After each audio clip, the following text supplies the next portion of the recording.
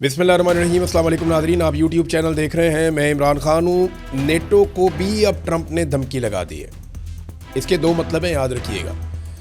Trump ने NATO से कहा कि अगर नेटो ने ईरान के ख़िलाफ़ लड़ाई में अमेरिका का साथ ना दिया या वो इस लड़ाई में हमारे साथ ना उतरे नेटो के ममालिक, तो फिर नेटो के साथ बहुत बुरा होगा मुस्तकबिल में। ये डोनाल्ड ट्रंप ने कहा। ये नहीं, ये साफ धमकी है कि कल को अगर किसी और मुल्क के ऊपर या जो नेटो के ममालिक मेंबर है उनके ऊपर कोई अटैक करता है तो फिर अमेरिका जोर नहीं लगाएगा। एक तो मतलब ये है। दूसरा ये है कि अमेरिका उन्हें धमका रहा है, तिजारती लिहाज से भी धमकाता है, टैरिफ लगा के भी धमकाता है, उनकी मईशत को तबाह करके भी धमकाता है, फौजी नुक्ता नज़र से भी धमकाता है। तो एक तो बात ये भी है कि अमेरिका शायद उन्हें धमका रहा है। नेटो को धमकी लगाने का रीज़न क्या है? दो वजूहात है। नंबर एक, डोनाल्ड ट्रंप अगर मदद मांग रहा है नेटो के ममालिक से तो इसका मतलब है कि ईरान डोनाल्ड ट्रंप के काबू नहीं आया। सादी बात यह है ना, जब दो लोग लड़ रहे हो आपस में और एक आदमी मदद के लिए पुकारे कि आओ मेरी मदद करो, तो इसका मतलब क्या है कि जो दूसरा शख्स है वो उसके काबू नहीं आ रहा। अगर इस वक्त अमेरिका को नेटो की ज़रूरत है तो फिर इसका सादा मतलब ये है कि ईरान अमेरिका के कंट्रोल से बाहर है। इसराइल और अमेरिका मिलकर अपने सारे वसाइल लगाकर ईरान का मुकाबला नहीं कर पा रहे और उन्हें बहुत सारे और मुल्क चाहिए। नंबर एक, इसका एक और मतलब भी है और वो सादा मतलब ये है कि नेटो भी अब डोनाल्ड ट्रंप के कंट्रोल में नहीं है। नेटो जो हमेशा से अमेरिका की जेब में पड़ा हुआ था, उसकी मुट्ठी में बंद रहता है नेटो हमेशा, तो अब नेटो के ममालिक घास नहीं डाल रहे। हत्ता कि अमेरिका के साथ बड़े अच्छे ताल्लुकात जिन ममालिक के हैं, अमेरिका ने 5 बड़े मुल्कों को आवाज़ दी, नाम लेकर उनसे मदद मांगी।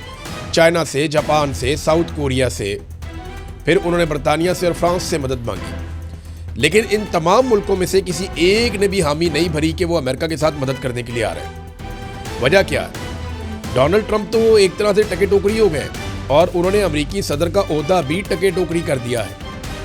वजह सादी है कि लोग अब एतबार नहीं करते अमेरिका के ऊपर जैसे पहले एतबार करते थे। लेकिन इसके बावजूद कुछ खबरें ऐसी आ रही हैं कि एक कोई इत्तेहाद बनाने की कोशिश की जा रही है और कोई ऐसा बेड़ा तैयार करने की कोशिश की जा रही है जो मशरिक़ वस्ता के अंदर पानियों में जाएगा और जाकर इस बात को यकीनी बनाएगा कि जो आलमी रास्ते हैं तिजारत के वो खुले रहें। लेकिन मामला ये है कि जब तक मकामी ममालिक इसके अंदर शामिल नहीं होंगे तब तक कामयाबी नहीं मिलेगी। और ईरान के मसाइल तो मौजूद हैं। यानी बड़ा अजीबोगरीब किस्म का एक दावा अभी पासदारान इनकलाब ने किया। ईरान की जो फोर्स है बहुत ही अजीब, मुझे इस वक्त तो बहुत अजीब लगा। लड़ाई को लगभग 2.5 हफ्ते हो गए, 15-16 दिन हो गए लड़ाई चल रही है। आज 16 तारीख है, 28 तारीख को ये लड़ाई शुरू हुई थी। एक दिन आप वो डाल लें, 16 ये डाल लें आप, तो 2.5 हफ्ते हो गए लड़ाई चल रही है। और 2.5 हफ्तों के बाद ईरान ये कहता है कि हमने अब तक जितने मिसाइल और हथियार इस्तेमाल किए हैं ये आज से 10 साल से पुराने हैं।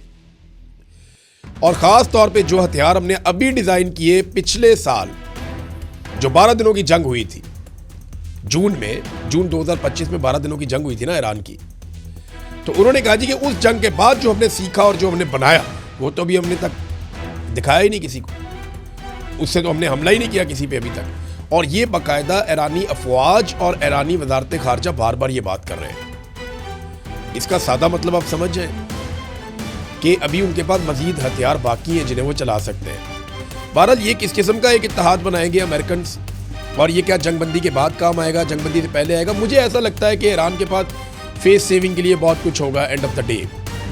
बेशक आयतुल्लाह अली खामनेई जो है वो शहीद हो गए हैं, लेकिन उनका बेटा आ गया, वो उसी तरह है। बेशक ईरान के अंदर जो है वो रजीम चेंज करने की कोशिश की गई, उनको बहुत ज़्यादा इंफ्रास्ट्रक्चर को नुकसान पहुँचाया गया, लेकिन ईरान कंपनसेट हो सकता है अगर उसके ऊपर से सिर्फ पाबंदियाँ उठा लें। ईरान में ना ये कैपेसिटी बहुत है अपनी इकॉनमी खड़ी करने की।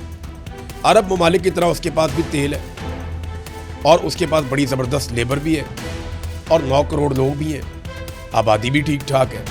तो ईरान अपने आप को वापस खड़ा कर सकता है इस सूरत में कि उसके ऊपर से पाबंदियाँ हट जाए।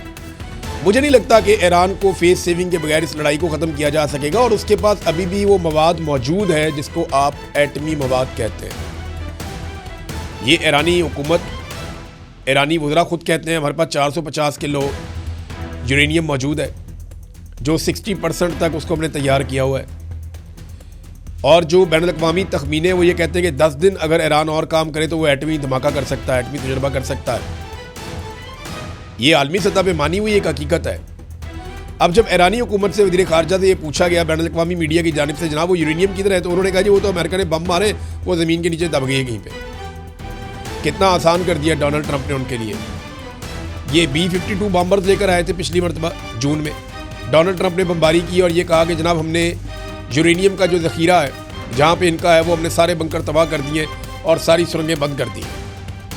तो उन्होंने भी यही कहा ईरान ने, उन्होंने कहा जी बिल्कुल वो ऐसे ही ठीक कह रहे थे डोनाल्ड ट्रंप के खाते डाल दिया कि इन्होंने बमबारी की, वो नीचे दब गया।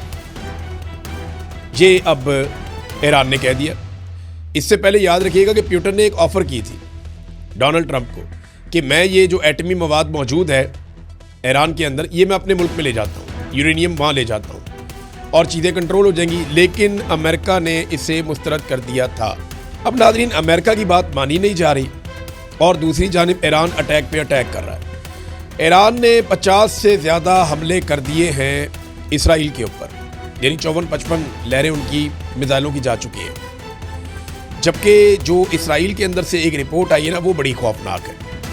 वो रिपोर्ट ये बताती है कि गुज़िश्ता 24-36 घंटों में बहुत ज़्यादा अटैक हुआ, यानी हफ्ते की रात लगभग 12 बजे के बाद से लेकर एतवार की रात तक की जो रिपोर्ट है वो ये बताती है कि हर 90 मिनट के बाद ईरान ने मिसाइल दागे हैं, एक नई लहर दागी है इसराइल के ऊपर और उन्होंने बड़ी तबाही फेरी है इसराइल के अंदर।